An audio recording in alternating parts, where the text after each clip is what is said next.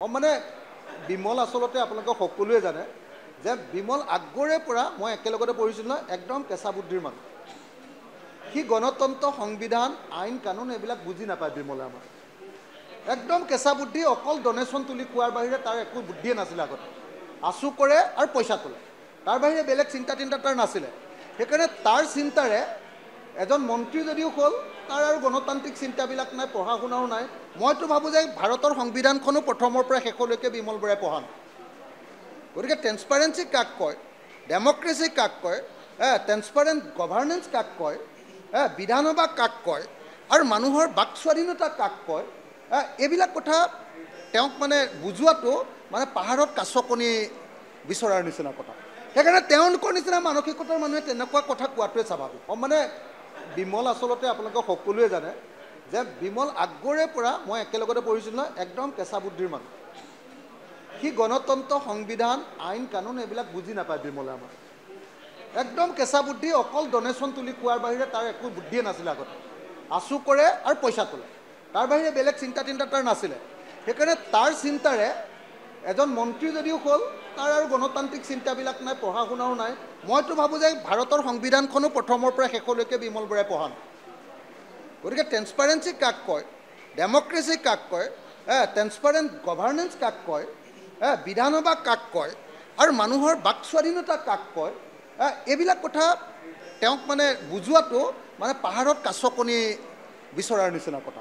সেইকাৰণে তেওঁলোকৰ নিচিনা মানসিকতাৰ মানুহে তেনেকুৱা কথা কোৱাটোৱে স্বাভাৱিক। বিমল আসলতে আপোনালোকে সকলোৱে জানে যে বিমল আগৰে পৰা মই একেলগতে পঢ়িছিলোঁ নহয়, একদম কেঁচা বুদ্ধিৰ মানুহ। সি গণতন্ত্ৰ, সংবিধান, আইন কানুন এইবিলাক বুজি নাপায় বিমলে। আমাৰ একদম কেঁচা বুদ্ধি, অকল ডনেশ্যন তুলি খোৱাৰ বাহিৰে তাৰ একো বুদ্ধিয়ে নাছিলে। আগতে আচু কৰে আৰু পইচা তোলে, তাৰ বাহিৰে বেলেগ চিন্তা তাৰ নাছিলে। সেইকাৰণে তাৰ চিন্তাৰে এজন মন্ত্ৰী যদিও হ'ল, তাৰ আৰু গণতান্ত্ৰিক চিন্তাবিলাক নাই, পঢ়া শুনাও নাই। মইতো ভাবোঁ যে ভাৰতৰ সংবিধানখনো প্ৰথমৰ পৰা শেষলৈকে বিমল বৰাই পঢ়া নাই। গতিকে ট্ৰেন্সপাৰেঞ্চি কাক কয়, ডেমক্ৰেচি কাক কয়, ট্ৰেন্সপাৰেণ্ট গভাৰ্নেন্স কাক কয়, বিধানসভা কাক কয়, আৰু মানুহৰ বাক স্বাধীনতা কাক কয়, এইবিলাক কথা তেওঁক বুজোৱাটো পাহাৰত কাছ কণী বিচৰাৰ নিচিনা কথা। সেইকাৰণে তেওঁলোকৰ নিচিনা মানসিকতাৰ মানুহে তেনেকুৱা কথা কোৱাটোৱে স্বাভাৱিক।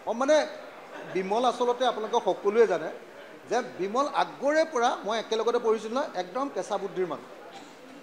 সি গণতন্ত্ৰ, সংবিধান, আইন কানুন এইবিলাক বুজি নাপায় বিমলে। আমাৰ একদম কেঁচা বুদ্ধি, অকল ডনেশ্যন তুলি খোৱাৰ বাহিৰে তাৰ একো বুদ্ধিয়ে নাছিলে। আগতে আচু কৰে আৰু পইচা তোলে, তাৰ বাহিৰে বেলেগ চিন্তা তাৰ নাছিলে।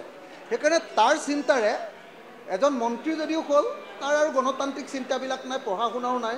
মইতো ভাবোঁ যে ভাৰতৰ সংবিধানখনো প্ৰথমৰ পৰা শেষলৈকে বিমল বৰাই পঢ়া নাই।